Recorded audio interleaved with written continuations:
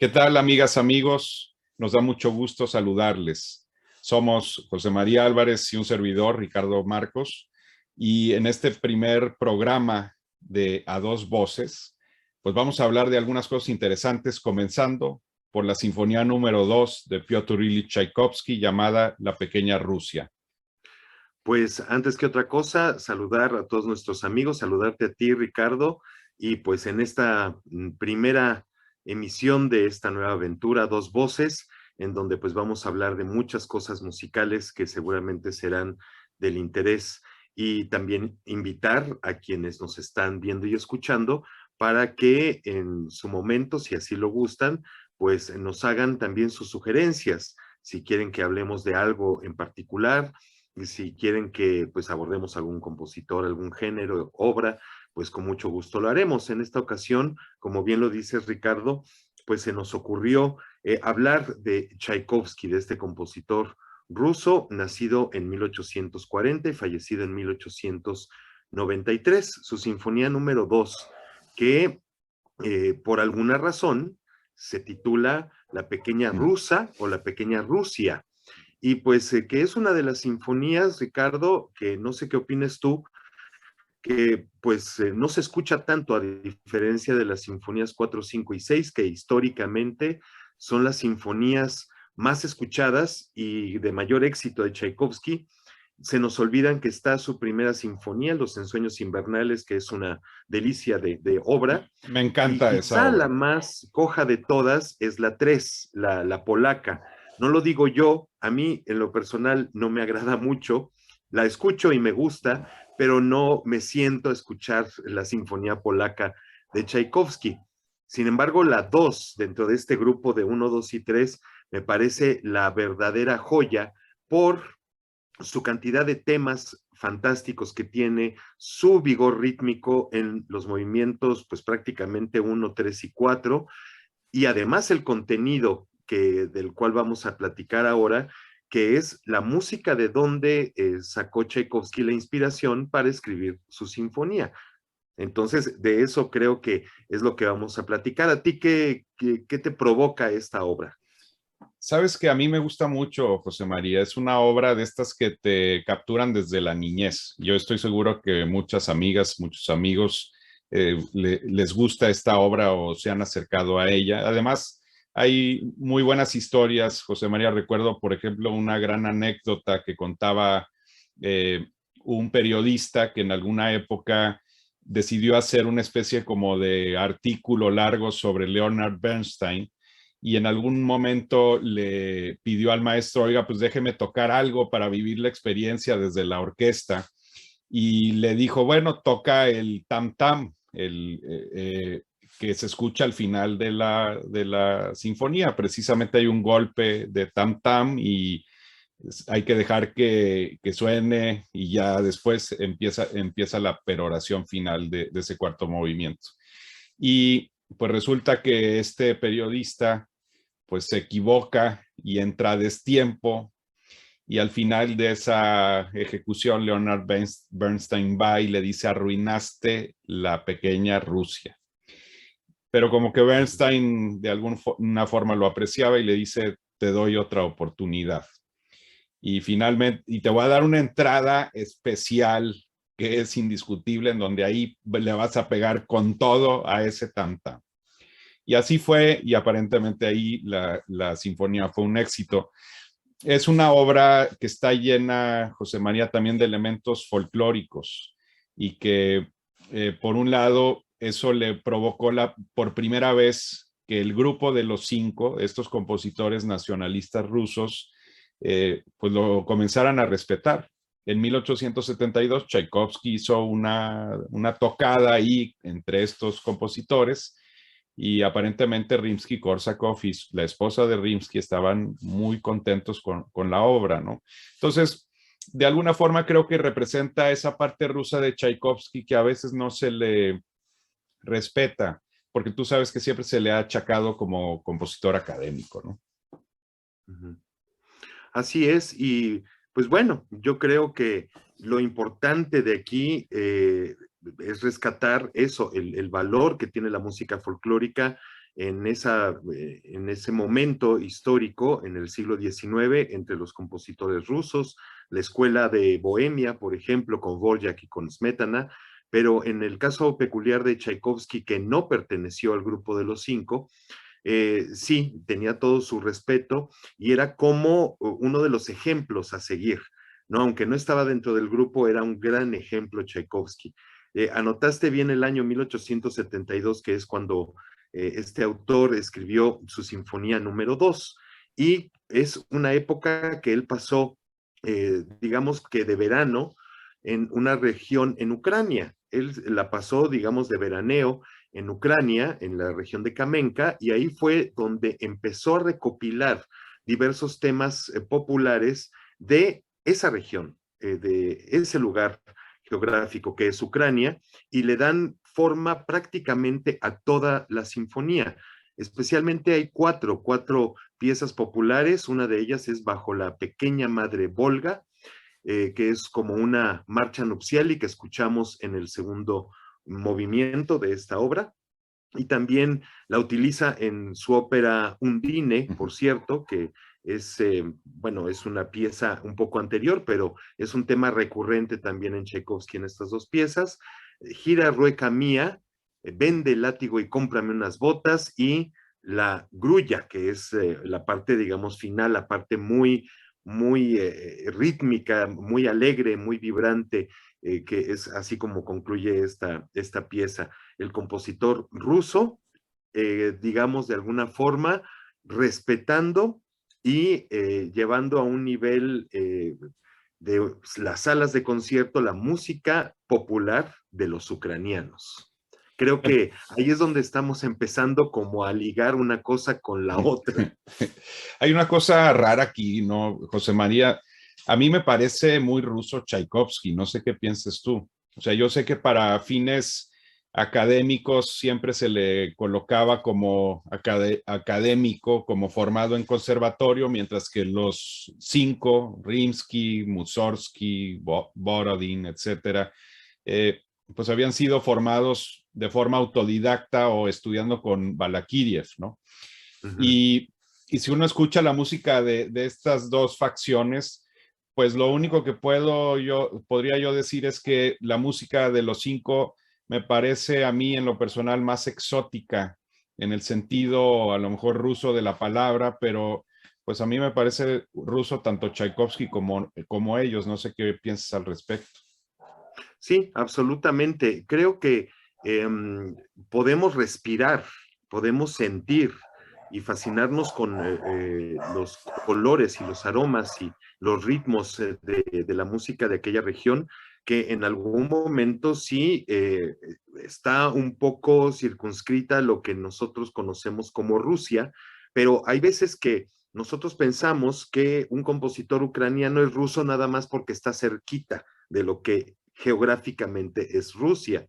De las otras que eran las exrepúblicas socialistas soviéticas, como por ejemplo Georgia, también notamos ciertos colores en la música y ciertos ritmos muy similares, aunque son un poco más fuertes los ritmos, son mucho más decididos, más puntuales. Ahí está la música de un compositor que también nació en Georgia, pero todos adjudicamos a que es armenio, que es Aram Hachaturian. Digamos que el folclore está en muchos de estos autores, no solo en el siglo XIX y el principio del siglo XX, y cómo de alguna forma, ya no quiero salirme mucho del tema, pero en el momento después de la Revolución de Octubre, cómo se solicita a todos los artistas ya soviéticos que tengan que enaltecer los valores patrióticos, artísticos de su patria, olvidándose de los formalismos, como por ejemplo se le tachó a Shostakovich en su cuarta y quinta sinfonías. Pero de alguna manera, sí, llegamos al punto, Ricardo, de que esta música puede sonarnos muy regional, nos puede sonar rusa, nos puede sonar a danzas georgianas, armenias, eh, pero la música en sí, como un fenómeno artístico, es universal. Tchaikovsky habrá nacido en tal lugar en Rusia, como nació José Pablo Moncayo, mexicano, en cierto lugar en Jalisco, pero son universales. Eso es lo que siempre he abogado en todos los momentos, con todos mis colegas y amigos, que la música no hay que, aunque nos suene el guapango extremadamente a veracruzano, es música ya universal, es el patrimonio de todos quienes escuchamos sensiblemente el arte sonoro. Ahí hay algo interesante, José María, también. A ver, he escuchado recientemente que lo de pequeña Rusia es peyorativo. ¿Es peyorativo el término? O sea, ¿lo era en la época o es algo que más bien es peyorativo ante las sensibilidades de hoy? Yo no sé qué, en realidad, como ocurre con muchas obras de arte, especialmente en el pasado, no sabemos bien cómo fue o quién puso o quién bautizó de esta manera la obra. Se le puso Pequeña Rusa porque, bueno, de alguna manera viene de una localidad ciertamente pequeña y que está cerca de Rusia, que es Ucrania, pero si nos ponemos sobre todo con los ojos tan fiscalizadores y tan, pues no sé, espinosos de nuestra actualidad, de nuestros días, de que es peyorativo, es que insulta a tal cosa, es que pues así se le puso, así se le bautizó en aquella época y pues creo que nosotros, en lugar de satanizar al compositor o a quien le haya puesto el nombre a esta sinfonía así, pues hay que respetarlo. Ya es un patrimonio nuevamente de la humanidad, es un patrimonio que nos pertenece a todos. Pero ya si nos ponemos muy, vaya, en ese sentido, a fiscalizar por qué se llama así y si es peyorativo y si es, a mí me parece que estamos ya transgrediendo lo que en realidad es el grupo de sonidos fantásticos que tiene la música y que nos ha legado Tchaikovsky para siempre, porque es una música que yo creo nunca va a desaparecer. Algunos compositores y compositoras se han quedado en el camino, se han quedado en los archivos y aunque en su momento fueron muy recordados y muy aplaudidos, de repente el tiempo pues ya los ha llevado a archivos y es muy doloroso, pero yo creo que es importante saber que Tchaikovsky, junto con Mozart o Bach, Beethoven, estos autores serán escuchados hasta el fin de los tiempos, ¿no? Oye, hace un día, de hecho, la Filarmónica de Cardiff, en el Reino Unido, en Gales, acaba de cancelar un programa todo Tchaikovsky, que incluía la obertura 1812, y te voy a leer aquí textualmente. Las razones es que se considera inapropiado por la invasión de Ucrania y porque creo que hay algunos músicos de la Filarmónica de Cardiff que tienen lazos con Ucrania. Hace unas semanas también la soprano Anna Netrebko fue prácticamente cancelada del Metropolitan Opera House de Nueva York porque no le pareció a Peter Gelf, al general manager, que su reacción haya sido la adecuada. Ella, por cierto, en una carta abierta al público había dicho que, eh, que rechazaba la guerra, que no le gustaba la guerra, que quería que se acabara la guerra, pero que nadie debía de forzar a ningún artista el hablar en contra de su propio país. Eso fue lo que dijo Anna Netrebko, palabras más para palabras menos. Y a Valery Gergiev, pues le acaban de cancelar su contrato en Múnich y le cancelaron también su festival en Rotterdam y lo están sacando de todas las pues de todos los compromisos que tenía en Occidente, incluyendo una gira con la Filarmónica de Viena en Estados Unidos. Entonces, llegamos a un fondo de debate interesante, ¿verdad? O sea, la cancelación o la no cancelación, y yo considero que, al igual que tú, que el arte es universal. O sea, ¿qué culpa tiene Tchaikovsky del bombardeo que es tomado? No solamente, es una decisión que no solamente toma Putin, hay que decirlo, es la gente que está con él ahí alrededor, y me parece que es una de estos casos en donde vemos la doble moral occidental. No sé qué piensas tú al respecto. De alguna manera es muy doloroso, pero este tipo pues de circunstancias son reales. Yo lo he definido de una manera, Ricardo, y a lo mejor suena muy atrevido, pero el hecho de la cancelación únicamente se ha visto en regímenes fascistas. El hecho de cancelar, el hecho de tapar, recordemos la persecución, eso sí, en otros términos totalmente, pero hay que recordarlo siempre, la persecución de los artistas judíos cuando empezó a ascender el nazismo. La quema de libros. La quema de libros, son momentos que hay que recordar, ni tú ni yo los vivimos, pero en mi caso, mi padre español, en paz descanse, él fue parte de una patria que tuvo que él dejar, no porque él lo quisiera, sino porque tuvo que huir de una guerra civil. Entonces, son cosas que uno ya trae en la sangre y uno empieza a estudiar y empieza a saber qué es lo que ocurrió históricamente. En mi caso, bueno, yo desde niño me gustó mucho la historia, yo estudié relaciones internacionales en la UNAM, entonces pues siempre fue uno de los temas importantes en mi carrera, el hecho de saber los hechos históricos, políticos, sociales. En este caso, es muy triste tomar al arte como rehén para hacerle ver no solo a un dictador, como se le ha denominado a Putin, que pues se le repudia. No es solo eso. Se están acallando voces que no tendrían por qué callarse. Hablo de Tchaikovsky, de Shostakovich, especialmente Shostakovich, que fue un hombre que luchó por la música de su patria y por estar en contra de la injusticia social, la injusticia política, artística. Fue un luchador social a través de los sonidos Dmitri Shostakovich, y que se cancele su música para poner como un fin a lo que está haciendo este dictador, pues es verdaderamente difícil de entender por qué está ocurriendo. En el caso que probablemente nuestros amigos que nos ven y escuchan y tuyo, sabemos, bueno, algunos, de dónde viene Gergiev. Gergiev sí es un personaje que para muchos es un extraordinario director, que a mí me parece un director, ¿cómo lo podré decir de una manera un poquito elegante y educada?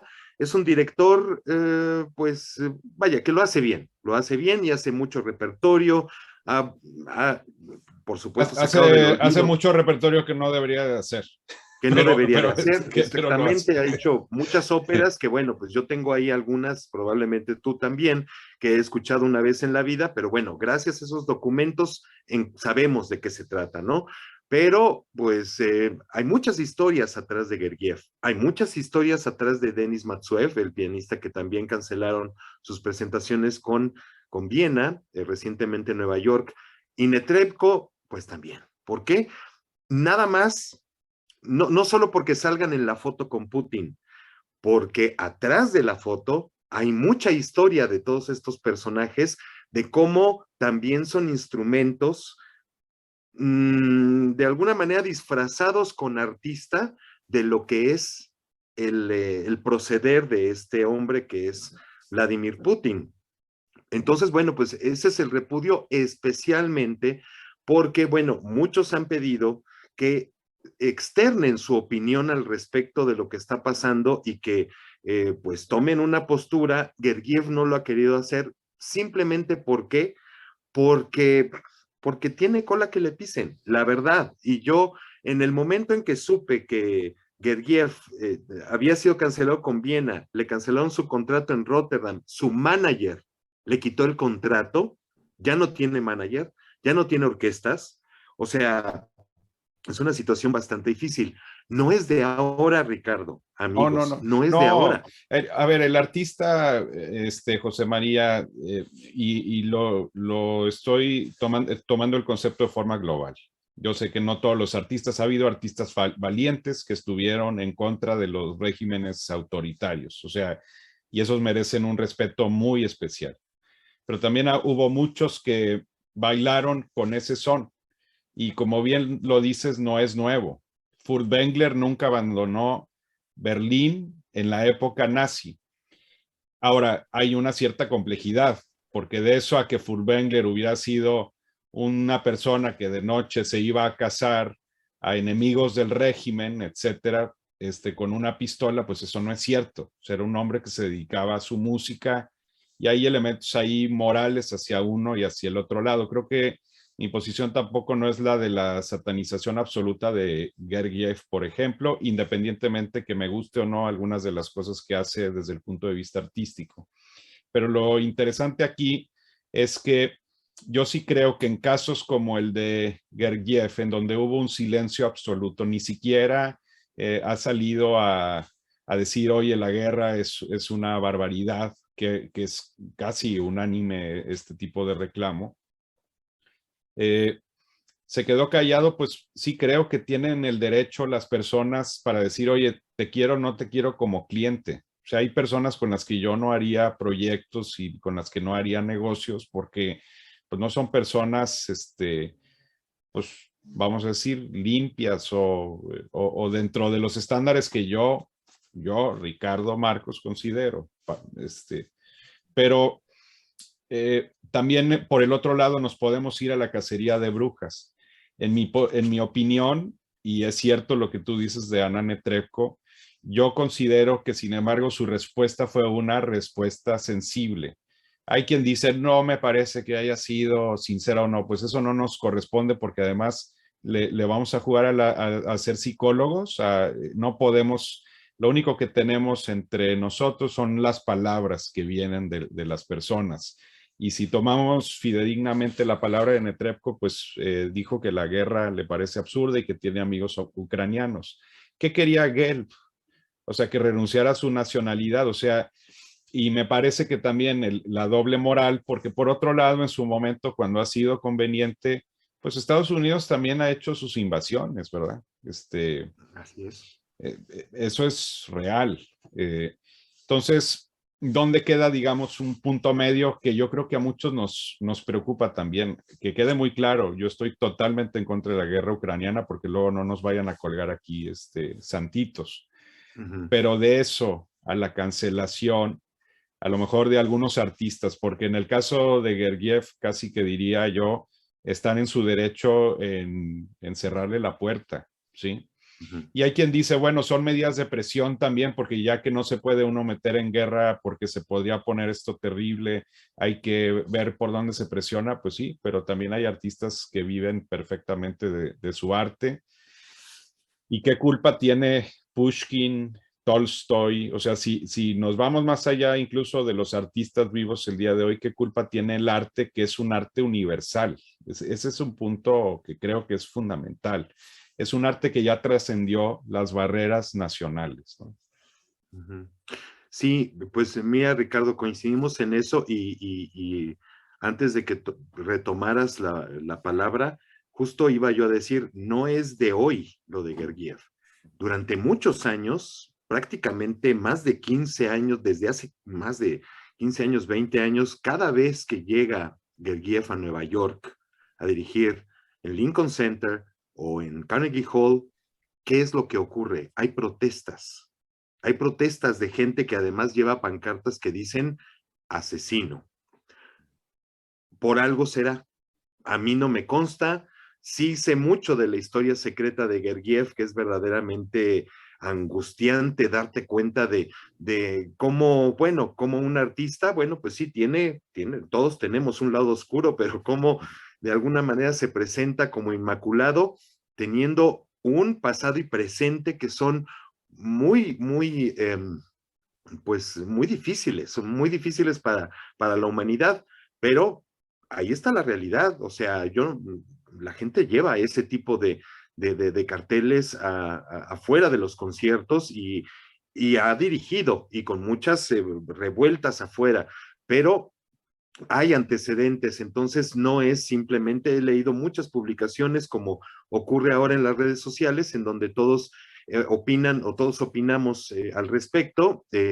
Y bueno, pues ha habido gente que, sobre todo los más jóvenes, que son los que pues de alguna manera llevan el estandarte en las redes sociales, dicen, no, que Gergiev los manda el demonio. Pues a quien mandaron al demonio absolutamente en todas sus orquestas, en su management, en todo, pues es a él. Entonces, es por algo. Curiosamente, si nosotros revisamos la historia de Gergiev, él ha sido director en muchas ocasiones de un grupo que convoca a muchos músicos del mundo, que se llama la Orquesta de la Paz Mundial. Entonces, ¿como por qué es? Como para de alguna manera poner una escenografía y decir, estamos en pro de la paz, pero actuar de una forma que no coincide por atrás. No lo sé, no lo sé bien. Aquí me ha hecho pensar muchas cosas de gente que pues sí, efectivamente, defiende mucho el hecho de que se tenga que cancelar la música rusa y el arte ruso como para hacer entender a Putin de que no está bien. Yo creo que Putin no está viendo la programación de la Orquesta de Glasgow, honestamente, ¿no? O para que la sociedad de alguna manera reaccione. No lo sé. Te lo comentaba antes de que empezáramos esta conversación.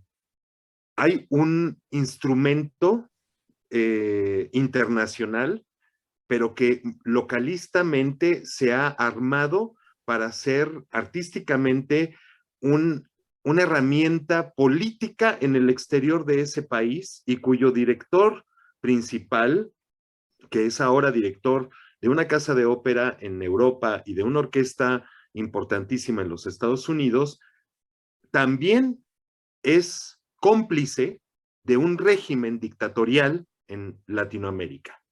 Junten todo el rompecabezas y ustedes sabrán de quién se trata. A él nadie le ha quitado trabajo, a él nunca se le ha permitido, vaya, hacer su trabajo con las orquestas, al contrario, se le aplaude. Esa orquesta que sigue en Latinoamérica se va de gira, los músicos reciben de pago $1 por concierto, $1, pero es el instrumento político de la persona que lleva en el poder no sé cuántos años y que seguirá estando hasta que algo reviente. Y contratos de Deutsche Grammophon en su momento también. Exactamente. ¿Tú crees que los músicos de esa orquesta tienen un disco de Deutsche Grammophon de que ellos grabaron? Y ese es el sueldo. Yo lo sé por muchas razones. Reciben $1 por concierto en una gira. Es verdaderamente, y esa gente que probablemente en sus casas, en su país, no tienen agua, no tienen luz, no tienen para comer, y van y tocan un concierto, pues a veces con la sala de conciertos a media luz porque no hay servicio de luz. Ahora, agarren todo este rompecabezas que yo he hecho y se darán cuenta que otro régimen está utilizando el arte también como rehén y todo el mundo aplaude y no pasa absolutamente nada.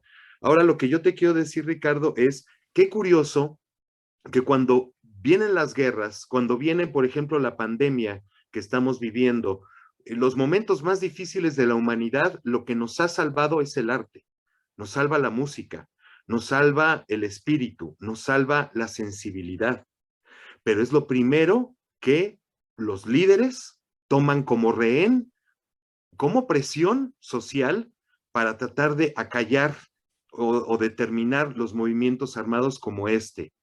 ¿Por qué las expresiones más sensibles del ser humano son tomadas como una bandera para querer lastimar a los demás, cuando ya una patria está lastimando a otra? No lo entiendo. Ahí dejas esa reflexión, José María, y ya se nos está acabando nuestro tiempo de este primer programa de A Dos Voces. Espero que lo estén disfrutando.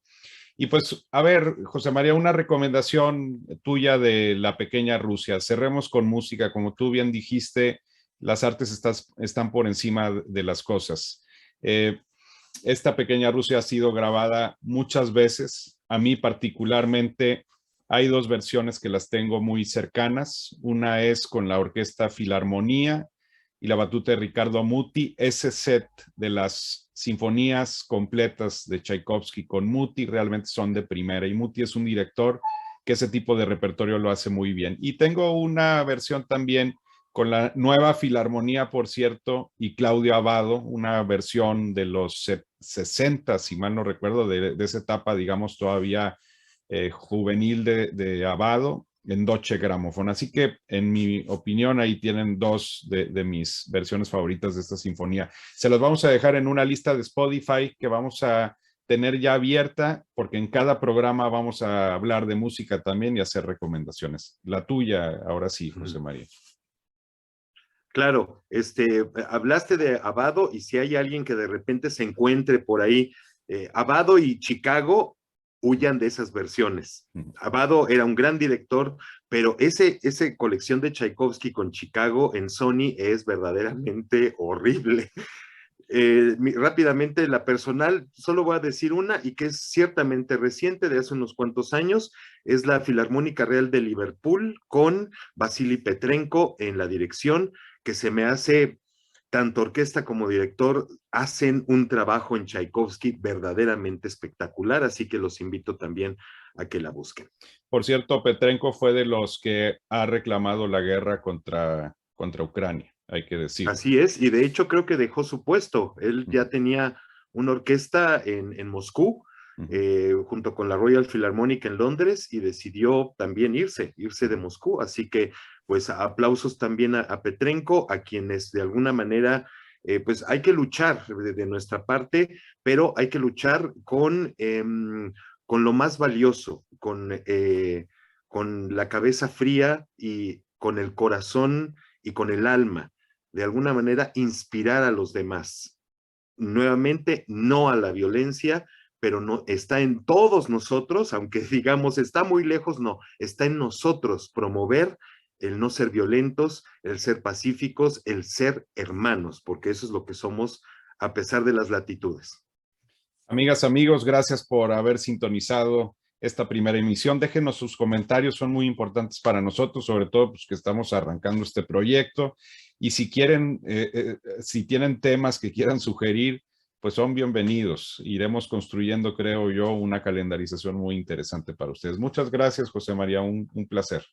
Gracias a ti, Ricardo, gracias a todos, y nos estamos viendo y escuchando en la próxima. Hasta pronto.